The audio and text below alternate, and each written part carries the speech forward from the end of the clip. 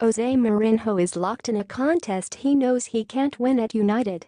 It is not always helpful to view issues relating to Manchester United through the prism of the Sir Alex Ferguson years, but occasionally it is hard not to.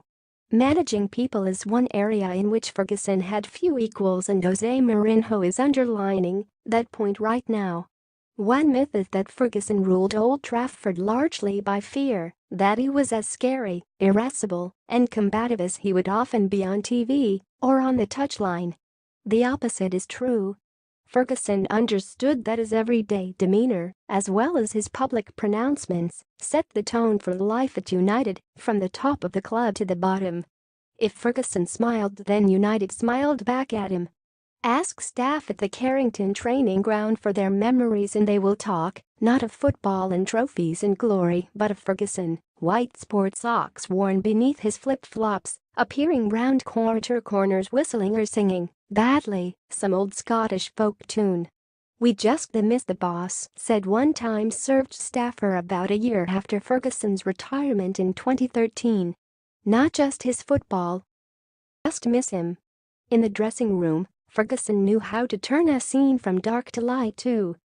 He knew when his players had suffered him enough.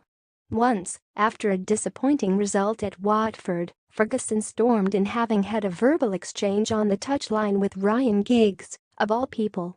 After unleashing fiery hell on his players for 5 minutes, Ferguson stopped in his tracks and turned to Giggs. "And you," he said with a smile. "Talk to your granddad like that ever again." All this is relevant today because we don't sense much of that life, color and spirit coming out of Old Trafford right now. On the watch of the dark, brooding Mourinho, United's mood mirrors that of their results and performances. United are always a big draw when they travel away. Frankly, they are still the biggest, and when they arrive, ears prick up. At Brighton on Sunday, staff at the home club not only saw confusion and uncertainty on the field, but picked up on tension in the visiting party. Ferguson used to growl, spit and curse on behalf of his club.